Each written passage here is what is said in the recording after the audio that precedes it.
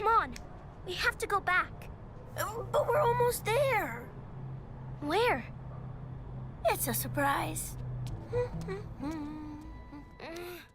Hello. Hi, Millie. Jeff in Las Vegas. Good morning. Good morning. How are you doing? I'm doing so well. Thank you for joining me today to talk about Lamya's poem. Of course. Thank you for having me.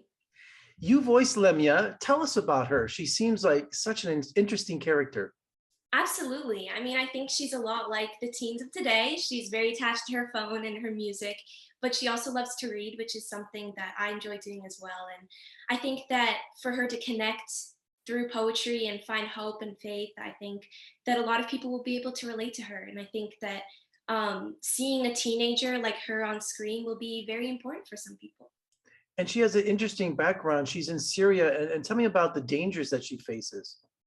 Yeah, so it takes place during the Syrian civil war, and she every day it's unpredictable, and she doesn't know when the bombs will be hitting her city, and she sort of wants to still continue her normal life of going to school and seeing her friends, but I mean, she also knows that there's so much danger where she is, and I think that knowing about that danger is important to her, but at the same time, she just wants to be a regular kid, and it really is no way to grow up. And the fear and danger that Lamya feels is so real at times in the movie. Yeah, absolutely. I mean, it's definitely portrayed a lot during the movie, and I think that even filming this movie was a challenge for me to be able to portray all that emotion with just my voice. Even one of the scenes where she's in the water and screaming for help. My dad came in and splashed water in my face for that scene while I was recording it, so that it really sounded real. Because you don't get to see me actually doing it on screen. You said Lamya wants to just be a kid, but because of her circumstances, she's forced to grow up a lot earlier than she should, huh?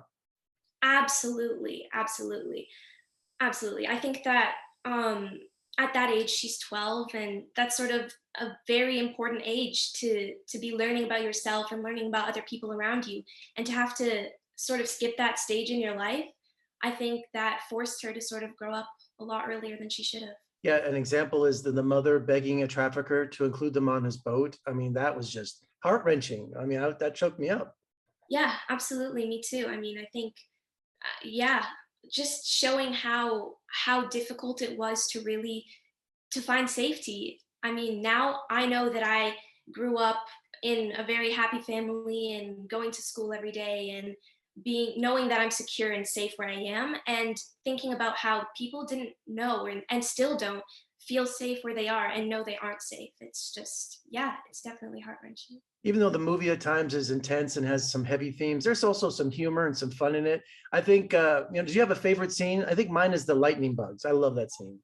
Yes, me too. I love it so much. I think Bassam is definitely my favorite character. I mean, he's just hilarious, and I think that Lamya's and Bassam's friendship is definitely my favorite part of the film. And the animation has a more adult, mature look to it, doesn't it? Yes, absolutely. It's nothing like I've ever seen before. It's not that sort of cartoon look. It's more art than it is really cartoon. The importance of reading and literacy, that's a theme throughout the movie, and also the power of poetry, isn't it? Yes, absolutely. I think that finding faith through the book of Rumi's poetry was definitely very cool to see, and how it related back to stories from the past and stories from now. Well, Millie, congratulations. What an inspiring film, and you did a great job, and best of luck to you. Thank you so much.